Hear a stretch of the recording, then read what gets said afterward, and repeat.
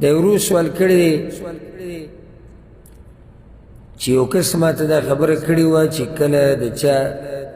خپه اوده شي کله سړی ډېر کیني په یو هیئت باندې په یو شکل باندې نو خپه اوده شي او کله میږي میږي شي نشه ونته کې شي دا خپه نو یې چا راته دا ویلي چې د عبدالله بن عمر روایت کې دا راځي چې کله به د هغه خپه داسې اوده شو نو هغه به پیغمبر صلی الله علیه وسلم رعایت کړو نو دې سره د خپه برابر شي نو چې کله د خپه دې اوده شوه او د جسم یو اندام دې اوده شو نو هغه څوک رعایت کړه چې ستا خوښ نو بیا به د خپه او د اندام برابر شي نو دا عمل مشروع دی او که نه الجواب دا روایت عبدالله بن عمر نه رانقل شوی دی امام بخاری په الادب المفرد کې راوړی او د دې سند چې دی نو په هغې باندې د علماو انتهایي کلام دی دې روایت په سند باندې او په دې کې یو راوي راځي چې هغه سره خبره نه اوږدو په هغې باندې علماو د علم زده کوونکي هغوی پرې پوهېږي مشهور راوي د ابو اسحاق السبیعي رحمه الله هغه د دې په سند کې دی او بیا پکې بعض مجهول روایتونه دي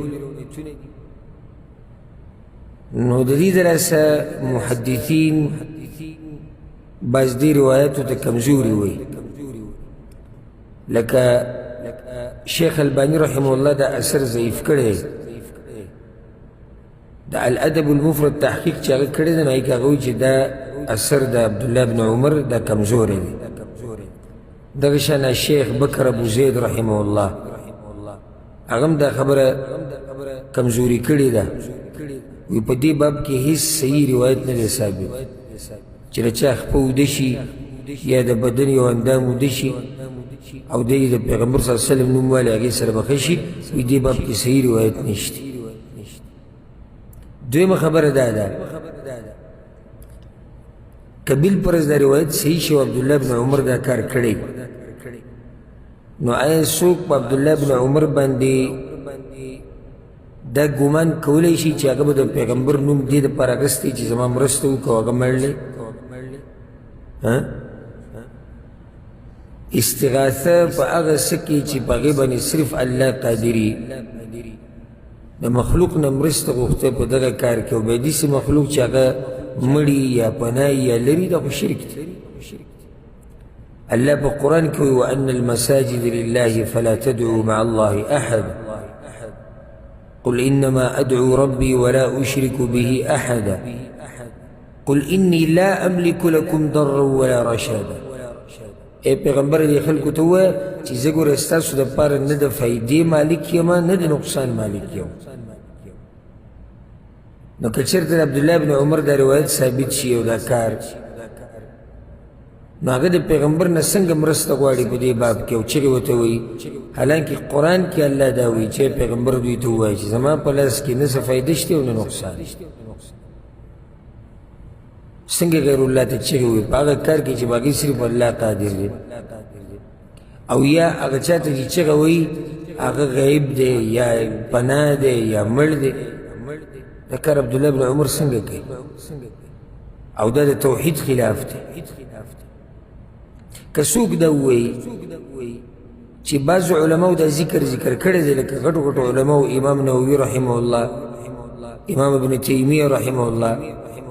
هغوی ذکر کړی نو که چېرته دا روایت صحیح او بعضو علما یې صحیح کوي چې عبدالله بن عمر دا کار کړی نو بیا ولې د پیغمبر نوم هغه دی چې د پیغمبر نوم دې دپاره نه دی چې مرسته ترې غواړي او دا ناروا کار دی عبدالله بن عمر دا کولی نه شي نو بیا عبدالله بن عمر د پیغمبر نوم ولې یادي د دې جواب هغه دا دی چې پخوا په عربو کې دا علاج مشهورو او هغه دا چې کله یو اندام اوده شي په هغې کې وینه ودرېږي نو ته داسې څوک یاد کړه چې ستا ورسره محبت وي نو دې سره دا رګونه ټوپ وایي جوش کې راشي دې کوم ځای کې چې دا وینه ودرېدلي او کوم ځای وده شوی هغه صحیح شي برابر شي صاف پکې راشي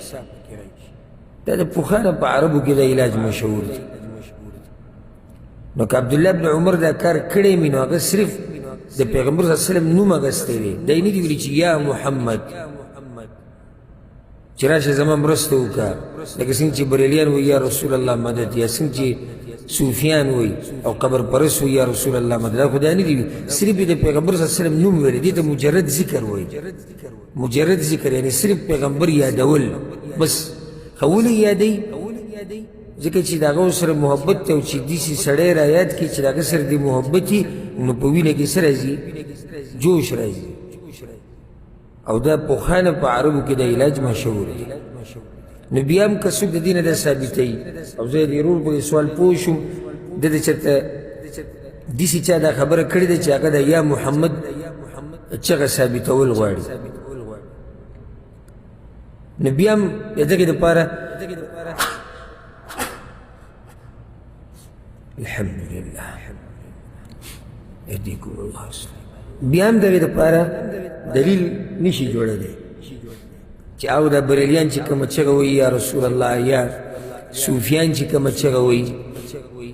یا د قبر پرست بیا هم په دې کې دغه دلیل نشته صرف د پیغمبر نوم یې اخیستی نوم یې ولې اخیستی دې دپاره اخیستی بل یو اهمه خبره اخرني هغه به دا ذکر کړو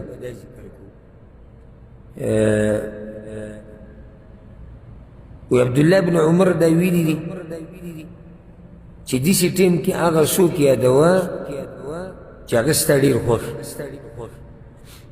اوس هر سړي دپاره یو کس دی چې د هغه ډېر خوښ دی کیدای شي څوک خپل پلار رعایت کړي او کیدای شي څوک مور رعایت کړي او څوک ورور رعایت کړي نو بیا به دلته دا هم وایي چې دی د ټولو نه یعنې مرسته غواړي د ټولو ته رامدد شوی دا خو سره بیا دوی هم نه مني دا صوفیان هم نه مني دا قبر پرست هم نه مني روایت کې خدای چې ته ځان ته رعایت که هغه څوک چې ستا خوښي زما خپه وده شویه جسم یو اندام چې دی بېسا شو زه خپل پلار رعایت کړم نو دلته به څوک ماته دا وایي چې ته د هغه نه مرسته غواړې او هغه ته وایي چې رامدد شه که چېرته دا اثر